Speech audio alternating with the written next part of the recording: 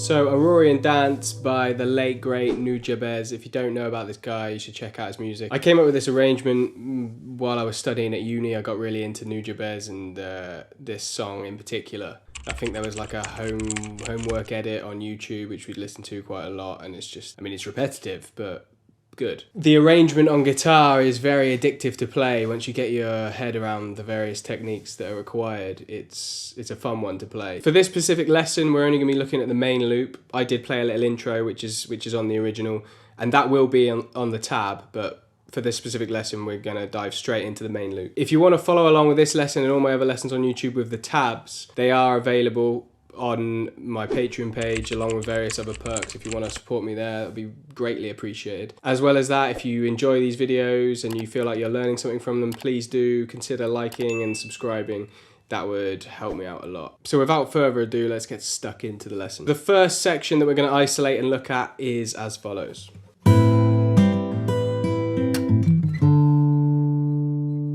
And that slowly.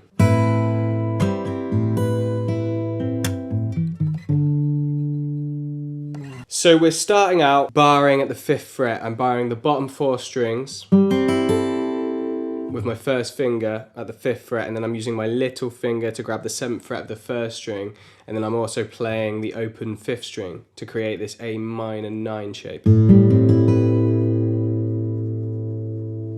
And to start with, we are picking strings 5, 3, 2 and 1 simultaneously.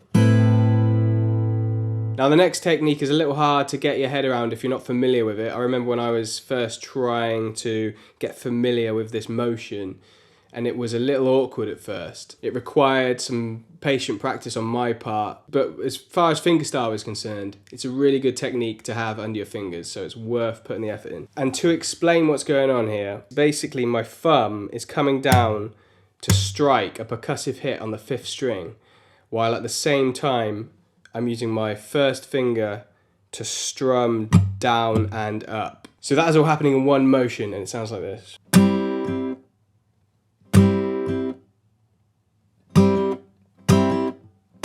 If you're following along with the tab, you'll notice that it states that I'm only hitting the 3rd and 2nd string, which is barred at the 5th fret. I'm only aiming for those strings. You don't necessarily have to hit those strings every time. I mean, ideally, it's actually going to change slightly each time, which allows the piece to groove a little bit better and for it to sound less robotic. But you're aiming for those 3 strings. And the reason why I only use one finger for the strumming is because, for me, it allows me to be more precise.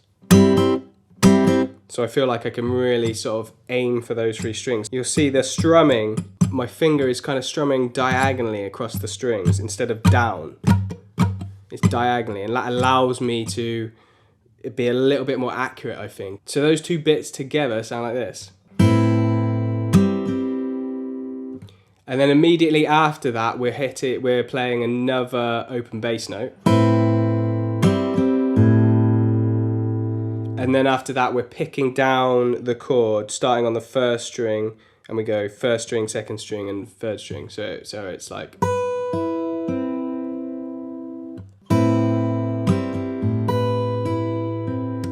And then then another percussive hit after those picked notes.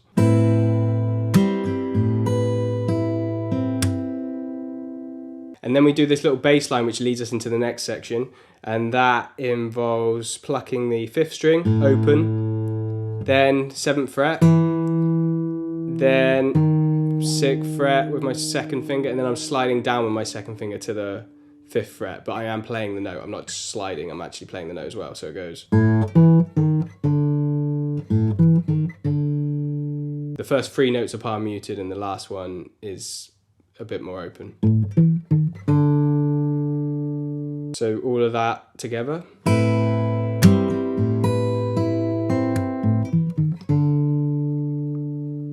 And a bit slower.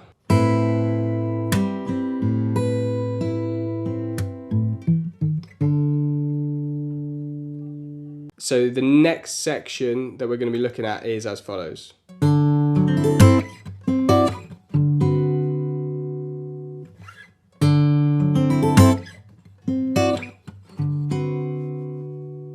It starts on this D9 chord,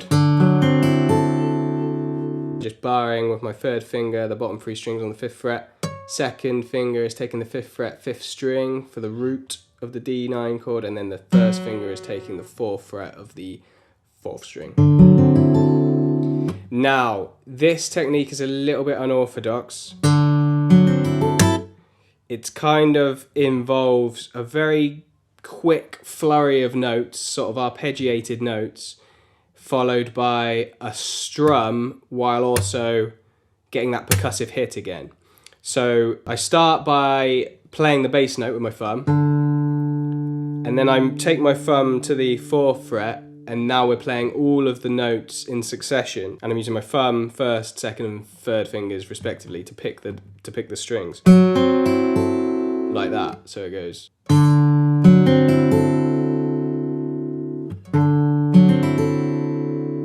And then that is followed by this down strum while also hitting my thumb onto the 5th string. So it's similar to the motion that we were looking at earlier, except I'm only doing one strum, and that's a down strum. I'm not doing a down and an up strum. That's what we were doing earlier. And now we're just going, but obviously it follows that sort of mad flurry of notes, so there's a little bit more going on. So all of that together slowly is, and then up to speed. Worth applying some patient practice to that, because it'll come along and it's a nice technique to get under your fingers. So then that moves us up to the next chord voicing, which is again a D9. It's just a different voicing of D9. So it's the 10th fret, 4th string, 9th fret, 3rd string, 7th fret, 2nd string, and 10th fret, 1st string. And then the picking is just my thumb is getting the 4th string, and then my 3 fingers are playing the remaining strings. And then it's the same rhythm for this D13 chord, which is achieved with a sort of mini bar on the 10th fret. By mini bar, I mean I'm not barring the whole neck, because that would be unnecessary energy expenditure. You just need the 6th, the 5th and the 4th string, really. Obviously we're not playing the 5th string because we're using our fingers. And then I've got my 2nd finger on the 11th fret of the 3rd string and my little finger on the 12th fret of the 2nd string. And then it's the same picking again. So it's... So that whole sequence is as follows.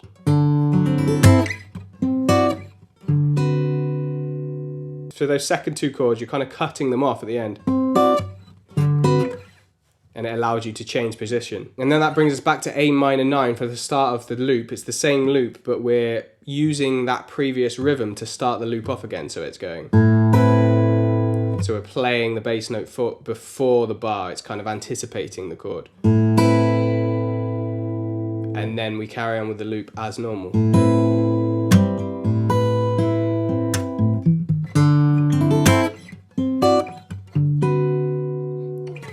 And then that leads us into the next section, which is a little bit different.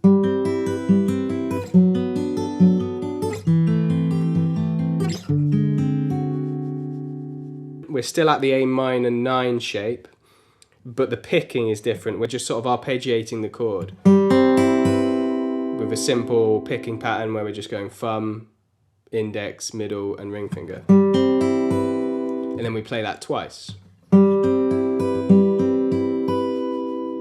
So then we're down to this B-7, same picking pattern, and you can see it's 4th fret on the 4th and 3rd strings, 3rd fret on the 2nd string, and 5th fret on the 1st string.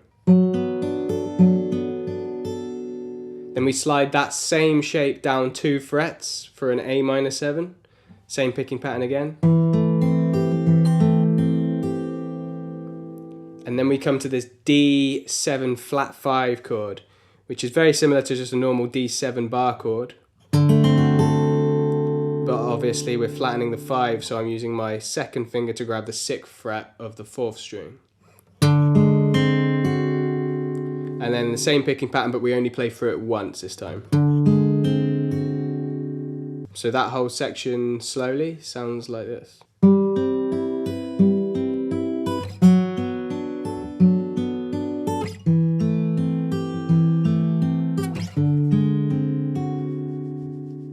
Think about trying to minimize the movement of your fingers as much as possible.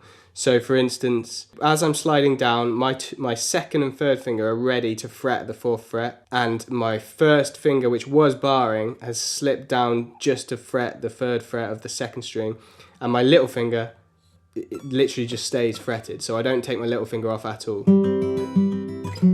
My little finger acts as a kind of anchor between the two voicings.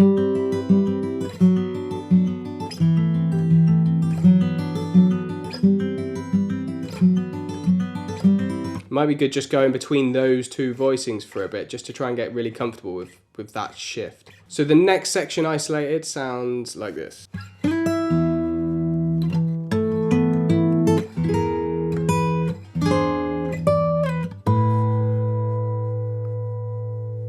So to start that section off, we slide into the 9th fret of the 3rd string, and then play an octave on the 12th fret of the 1st string, and then another octave below this open 6th string. All of those E notes. And then we do these 12th fret natural harmonics on the 6th and 5th string. Then the 9th fret, 4th string and 3rd string. And I'm barring that with my 1st finger. And then I'm using my 2nd finger to grab the 10th fret of the 2nd string. So that all together.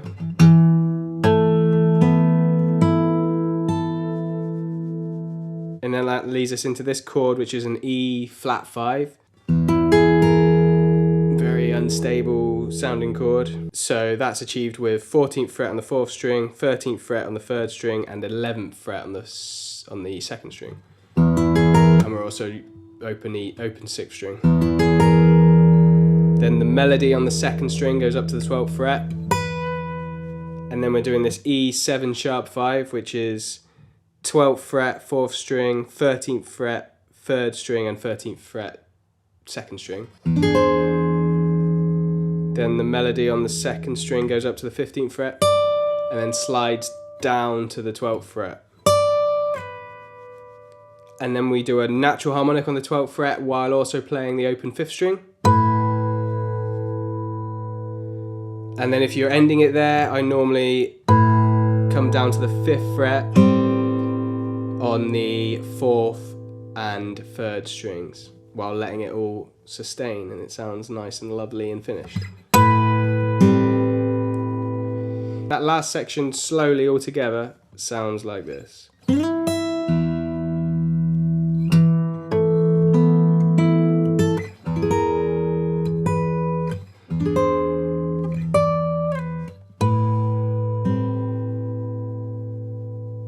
Of course, if you wanted to keep the loop going, because why wouldn't you? You can play the same thing, then a percussive hit on the 5th string, open 5th string bass note, and then pick down the chord. 1st string, remember we're fretting the 7th fret with our little finger, and then we skip to the 3rd string, and then the 4th string. So that all together is...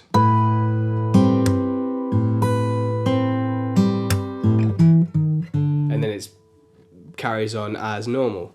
All together slowly sounds like this.